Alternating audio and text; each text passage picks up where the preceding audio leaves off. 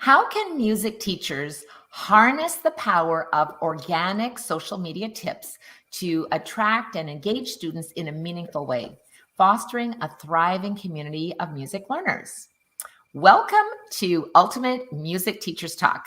Today, bringing you the latest insights and strategies for music teachers to excel in their marketing efforts.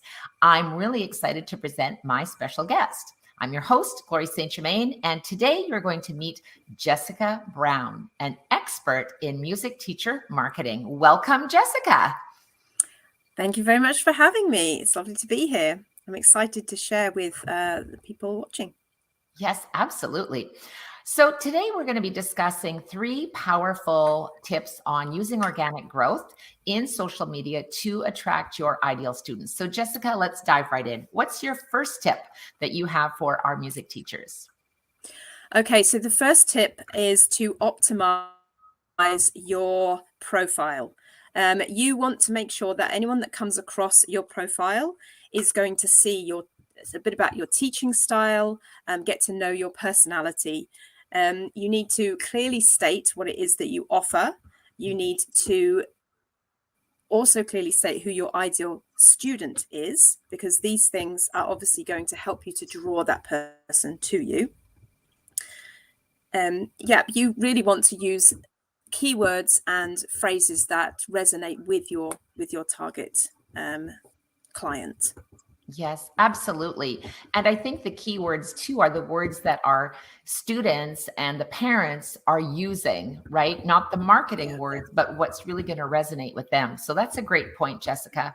Optimizing our profiles really helps potential students find us easily and helps parents find us as well. So what's the second tip you have for us today?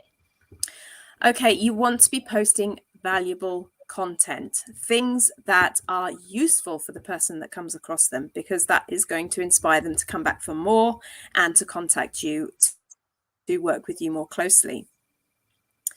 So have some mini lessons that you can pull out on social media. Have something that showcases your expertise, your style, and really helps people to get to know you. Yeah, absolutely. I think consistency is the key to really building that strong online presence.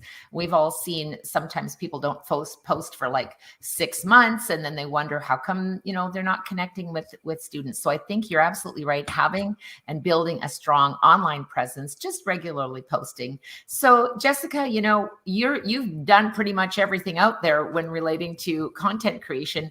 Have you got a little funny story or an experience that you can share with us? Oh my goodness, I have many. But something that always happens for me is I have a couple of pets. Well, I have 3 pets actually. 1 cat and 2 dogs. And the cat always likes to get in front of the camera when I'm recording. So yeah, you get a camera shot with a cat's face if you're lucky, the other end if you're not so lucky, which means I often have to re-record things a few times and move. I've now got a setup whereby the cat can't get onto the desk. So if you've got that situation at home, there's another tip for you, recommend making the setup a way that the cat can't get onto the desk and interrupt any recording that you're doing.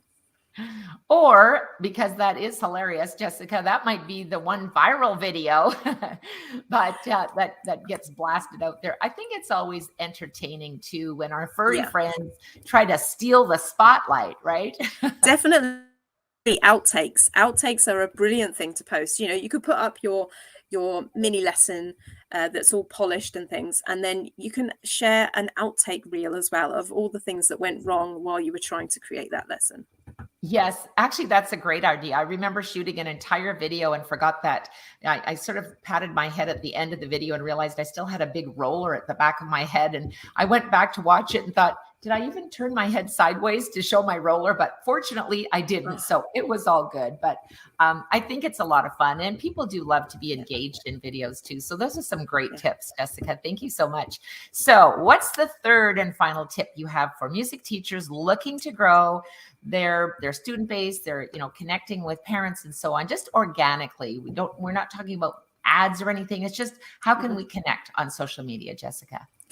Well, connection is the word. You want to authentically connect with your audience. So watch out for people commenting on your videos, on your posts. You want to get in contact with them and ask them a bit more about their comment or their experience of what you've posted, or have any questions that you can ask them about their music teaching career as it stands at the time. Yeah, absolutely. And I think it really resonates with parents too when they see a teacher who is having fun and engaging and is truly interested in helping their child learn music. So fantastic advice, Jessica. So let's dive into help our teachers right now. Just maybe what is one practical action step that they can implement right away to really harness this power of organic growth on social media and not be afraid to do it. So what's your suggestion? If you can think of a game or a challenge or a contest for your followers so that there's something that they want to keep coming back for. It could be a practice challenge, a creative assignment. You want to encourage your audience to participate as much as possible because they're going to get as much out of it as they can possibly get from being a part of what's happening online. It drives engagement for you as the page owner or the group owner, depending on where you're posting. But it helps to spread the word as well, because if people are enjoying the challenge that you've created, they're going to share it with their friends. They're going to share it in social media, and that's going to bring more people to you and help them get the word out there as well about what they do.